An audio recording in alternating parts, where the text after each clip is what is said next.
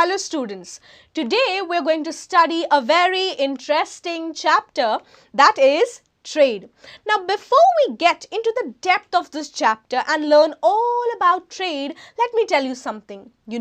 Recently a mall opened up near my house. So I decided, why not go shopping to this new mall?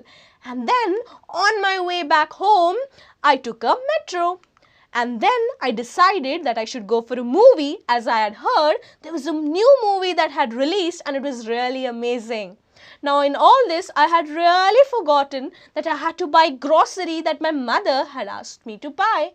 And if I had gone home without the grocery, my mother wouldn't have spared me. Then I got a solution. I decided that I will buy the grocery online through the app. Now students, when I went to the mall, I used the debit card to make payments for my purchases. Now when I took the metro, did I take the metro ride free of cost? Of course not. I paid through the metro card. And at the movie theatre, I paid through cash. Now when I bought the grocery online, I paid online. Now what are these activities? Yes, these are the activities related to trade. So what are these activities related to trade? Trade means buying and selling of goods and services for money. Now students, tell me something. Like money is existing in the current time, was it really existing hundreds and thousands of years ago? Let's find out. Let's travel back to the ancient and the medieval period. Students, during that time, man wandered from one place to another. He wandered from one place to another in order to satisfy his wants. His wants, that was roti, kapda or makan. So you see, his wants were limited to just three things: food, clothing and shelter. Unlike us today, we want n number of things at the same time. Our wants are just never ending. Yes? For food, man ate fruits and he ate animal meat. He used the natural resources that was available in nature. For clothing, he used leaves, he used the bark of the trees and he used animal skin.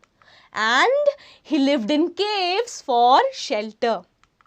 Yes, now over a period of time, man started to realize that he was really fed up of this wandering life and he decided that he will settle down.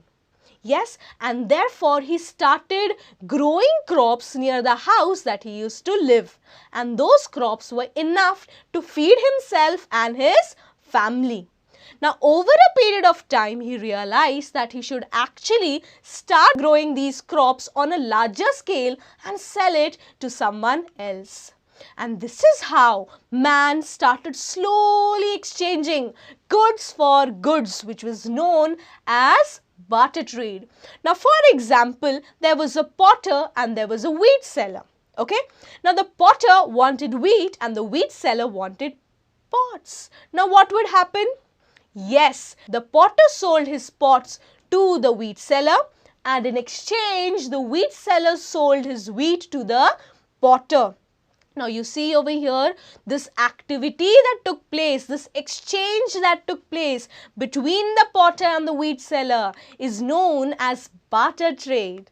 Yes, and it is very important that you note over here that there was no currency used in barter trade.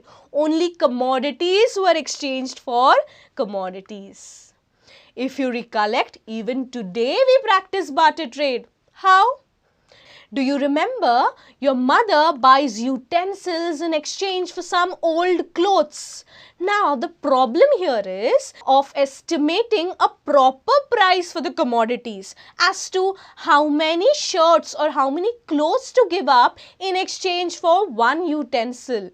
And this is why the currency was introduced. In the modern age, we see that no trade is possible without the use of currency or money. For example, if you go to an automobile store and you really like this red car, you cannot buy it unless and until you pay money or currency in return. So you see, money or currency is really very important these days if you have to conduct trade. I am sure you have understood the module and it is time for some questions. Students, in this module, we understood the basic concept of trade.